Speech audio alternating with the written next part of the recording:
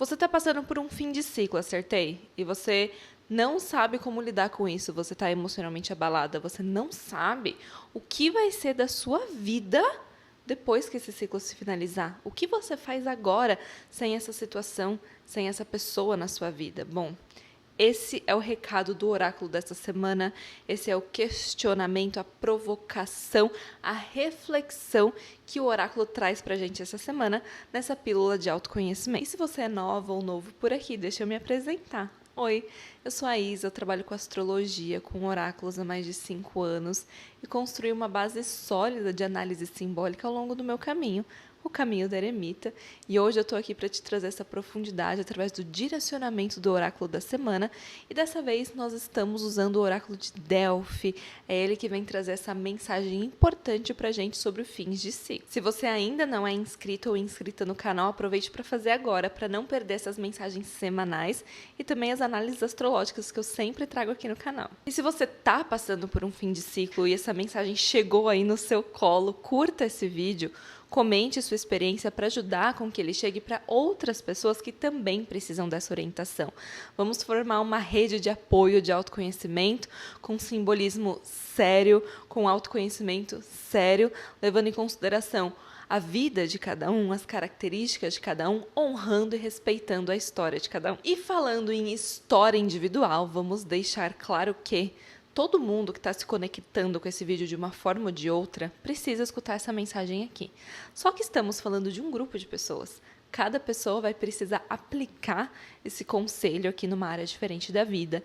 E é por isso que eu preciso que você seja honesta consigo mesma para entender aonde esse conselho aqui está se aplicando na sua vida.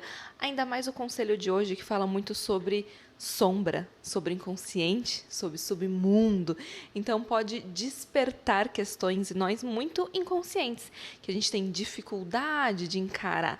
Então eu preciso da sua honestidade com você mesma para encarar algumas verdades difíceis de engolir. Vamos nessa? Primeiramente, vamos entender melhor um pouquinho sobre o conceito de luz e sombra. E é engraçado como o universo trabalha com sincronicidades mesmo, né? Essa semana mesmo eu estava lendo um livro que chama Deixar Ir, do Dr. Hawkins, e ele falou muito sobre o inconsciente coletivo, como ele gera muito dos medos que a gente compartilha como sociedade. Eu trouxe uma reflexão sobre isso nos meus stories do Instagram, inclusive fiz uma associação com Sol e Lua simbólicos da astrologia, com o consciente e com o inconsciente. Então, é de fato uma mensagem que era para ser entregue, porque ela está vindo através de diferentes fontes. E se você ainda não me segue nas outras redes, aproveita para seguir agora. O arroba está aqui na descrição do vídeo, é arroba Isabela Smirdel, com 2 L's, para que 2 L's no Smirdel, não no Isabela, tá? Para que vocês consigam sempre acompanhar esses momentos de reflexão que às vezes surgem do nada. Esse conteúdo aqui de conselho oracular eu programo para ter toda semana, toda terça-feira, mas às vezes vem uns insights do nada que eu acabo compartilhando nos stories, então aproveitem para me acompanhar também nas outras redes. Mas vamos continuar aqui nesse raciocínio de luz e sombra. Onde a gente coloca luz, a gente enxerga, certo? Eu tô com a minha luz ligada aqui, com algumas luzes ligadas aqui, a luz maior do quarto. Se eu apagar tudo, você vai deixar de me enxergar.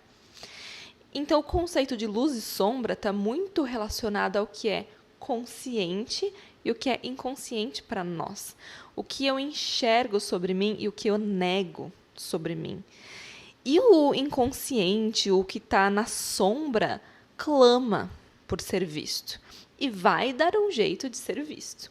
Então, quando a gente não coloca consciência, ou seja, luz, vamos associar esse conceito de luz com o conceito de consciência, de colocar atenção, de reconhecer aquilo. Então, quando a gente não coloca consciência em cima da sombra e mantém ela apagada, ela vai achar formas meio complicadas de ser vista de alguma forma. Então, muitas vezes a gente responde para alguém de uma maneira que depois a gente se arrepende. A gente fala, poxa vida, por que eu respondi dessa forma? A situação nem foi tão grave assim. Ou ainda, a gente não quer assumir que errou, porque a sombra tem muito disso. São os pontos nossos que a gente não quer reconhecer. Então, dificilmente a gente vai reconhecer aquilo como algo errado ou danoso de alguma forma. Vamos continuar ignorando e projetando essa culpa no externo.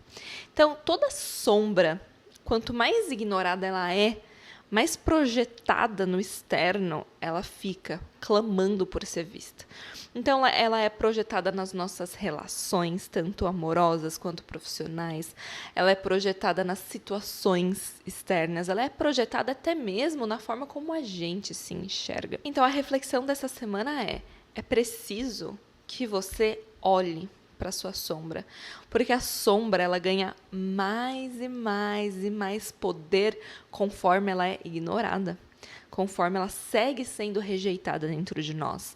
A nossa sombra são todos os nossos aspectos ignorados, os aspectos que a gente considera ruins, principalmente os nossos instintos mais animalescos, onde a sociedade coloca um juízo de valor e a gente acredita que não podemos ser dessa forma. Tudo aquilo que foge do condicionamento que nos foi passado, das regras que nos foram passadas, a gente enxerga isso como errado.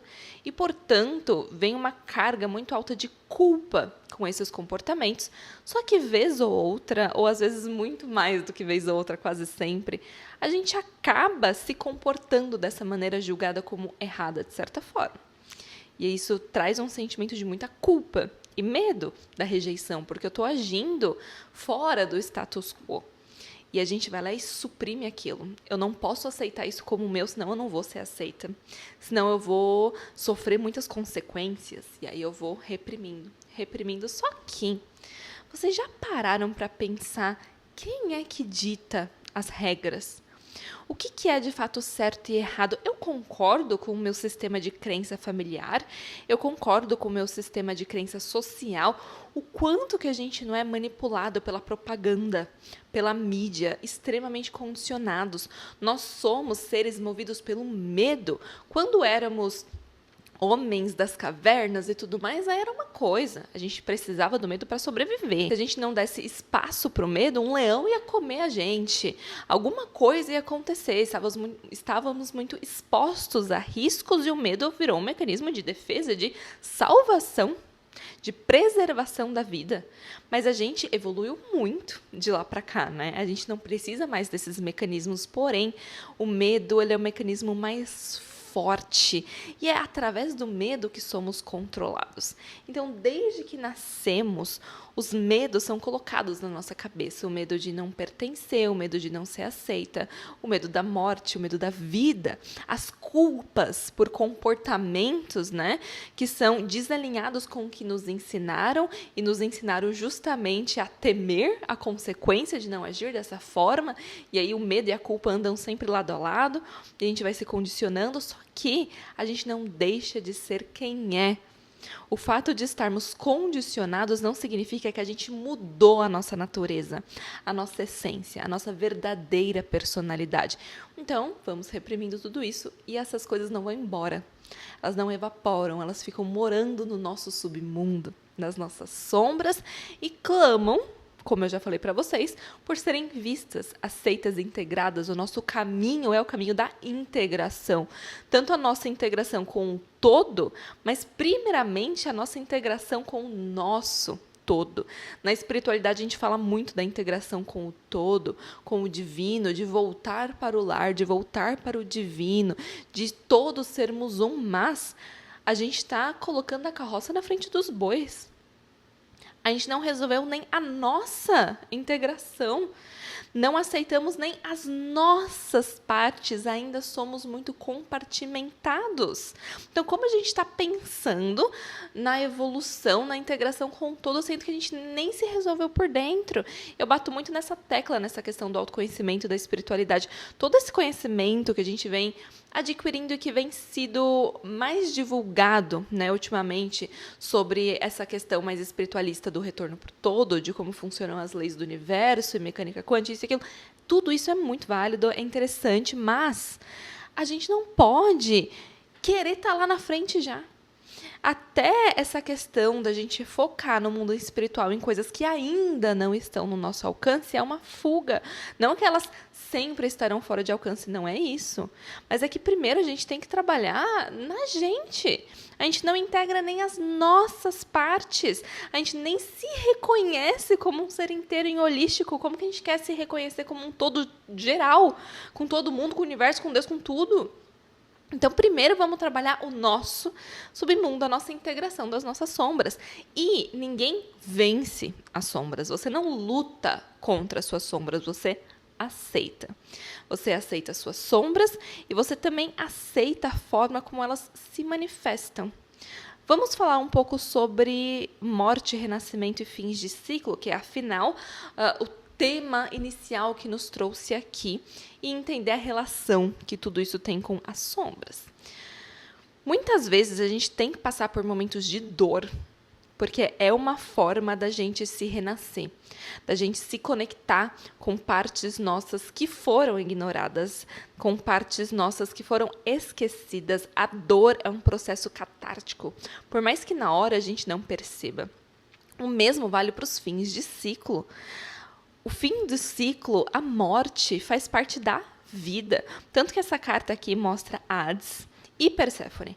Hades, que é o deus do submundo, que representa o inverno, o fim da vida, né?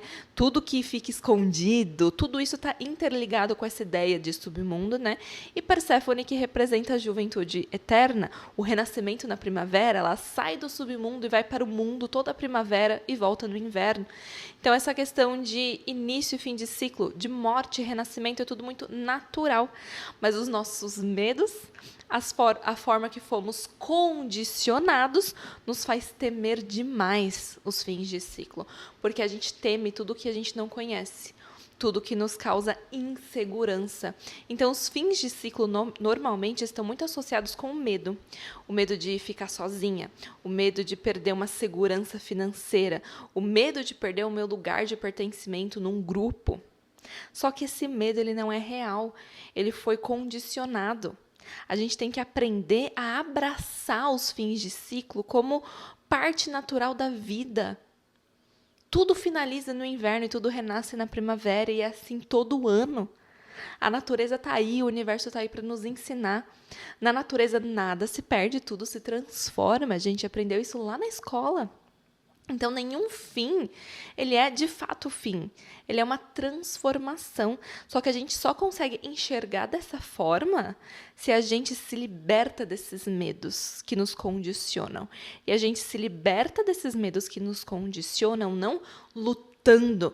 Não é através desse pensamento de eu tenho que ser forte, eu tenho que me fazer forte. Não, não é sobre ter força, é sobre ter aceitação. Não é sobre lutar contra, é sobre deixar ir o que já está finalizando. Quando você acolhe as suas sombras, os seus comportamentos instintivos que você acaba reprimindo, quando você se entende como um ser completo, se liberta dessas amarras, deixa a sua sombra se tornar luz através da consciência que você coloca em cima delas, se permite ser inteiro, você acaba se libertando também desses condicionamentos. Porque a sombra, ela só existe por conta desses condicionamentos.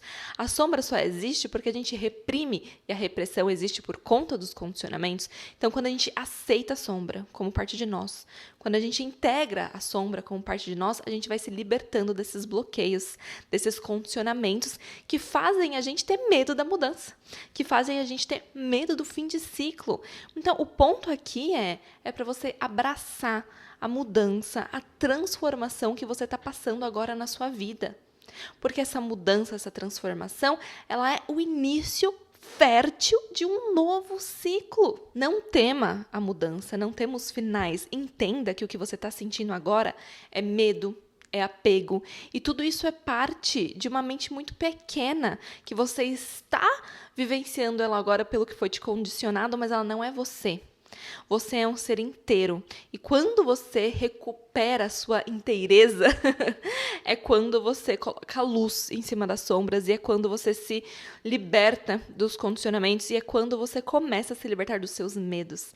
E a partir daí você vai começar a acolher de braços abertos os fins de ciclo, porque você sabe que todo fim traz consigo naturalmente um recomeço. Eu espero que esse conselho da semana tenha te ajudado a enxergar os fins de ciclo de uma forma diferente, tenha te ajudado a se enxergar de uma forma mais completa, e não deixe de se inscrever no canal, curtir esse vídeo, comentar a sua experiência aqui, porque pode ser muito válida para quem está passando pela mesma coisa.